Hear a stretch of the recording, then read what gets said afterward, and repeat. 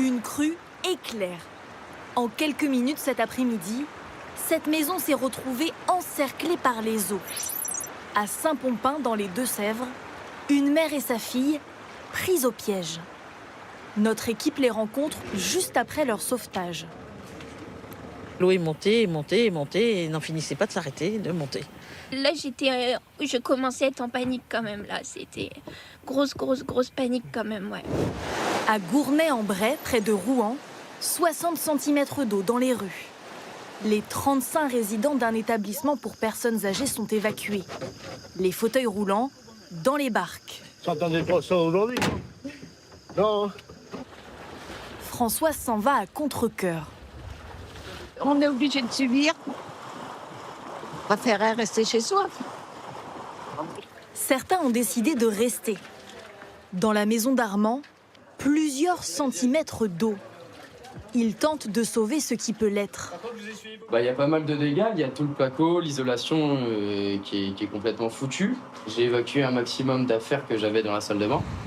Dans le quart nord-ouest de la France, les sols sont saturés et les rivières débordent.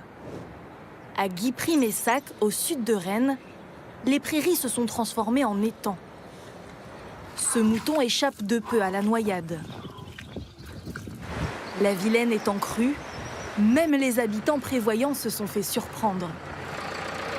J'avais avancé mes voitures hier soir, mais pas assez, apparemment. En attendant les pompiers, les évacuations se font avec les moyens du bord. Ici, un tracteur, là, un canoë. On est au bord d'un fleuve et qui sort donc de son lit régulièrement. Donc on habite chez lui en fait. Dans les départements placés en vigilance orange, les rivières devraient retrouver leur niveau habituel ce week-end. Des inondations également en Normandie. En 24 heures, il est tombé par endroits l'équivalent de 15 jours de pluie. Les cours d'eau ont débordé. La décrue, qui est très lente, permet aux habitants de constater les dégâts à Thury-Harcourt, près de Caen. Myriam Stiti et Charlotte Sébir. En 12 heures, le niveau de l'eau a à peine baissé. 3 pompes à eau tournent en continu. Même constat dans le jardin, les sols sont saturés. Le programme de cette nuit, ça va être de se lever, d'aller vérifier le niveau, que les pompes fonctionnent bien. Mon mari et moi, on va se alterner en fait et se lever. On n'aura pas le choix. Nous avions rencontré Sabrina plus tôt dans la journée. Chez elle, plus d'électricité. Le débit est très fort en fait. Il y a un sacré débit. Franchement, ce matin, j'ai eu peur. Après, on est tous solidaires. On avait nos voisins, j'ai eu mes parents. Impuissante face au débordement de l'Orne, tout comme Johan. Voilà une dizaine d'années qu'il vit au bord de ce fleuve. En fait, ça prend la descente. Ça repart à la rivière. Aussi haut, moi, c'est la première fois que je vois aussi haut. Dans le Calvados, ces derniers jours, il est tombé l'équivalent d'1 mois de précipitation.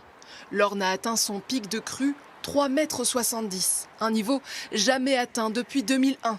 À l'heure actuelle, la décrue est très lente. Si on venait à avoir un niveau qui monte sensiblement, dans ce cas-là, on reprendra donc la démarche auprès de tous les riverains pour la mise en sécurité des personnes. Dans cette commune, une vingtaine d'habitations sont encore menacées par des inondations. De nouvelles précipitations sont attendues dans le courant de la nuit. Depuis plusieurs mois, ces inondations, pas uniquement dans le Pas-de-Calais, sont la conséquence directe d'une pluviométrie qui, l'an dernier, en France, a été supérieure de 15% à la moyenne. Les nappes phréatiques ont-elles fait le plein? Sommes-nous à l'abri d'une nouvelle sécheresse l'été prochain? Didier Pireski et Marie-Hélène Astrodo. De l'eau partout. Depuis le 1er janvier, sur la moitié nord de la France, il en est tombé 3 à 5 fois plus que les niveaux habituellement enregistrés à cette période. Notre jardin ce matin, 2e jour, suite. Cette eau est censée s'évacuer dans les nappes phréatiques, dont le niveau s'est métamorphosé en 1 an. Voici ces nappes en novembre 2023. Beaucoup de jaune et de rouge, synonymes de niveau anormalement bas.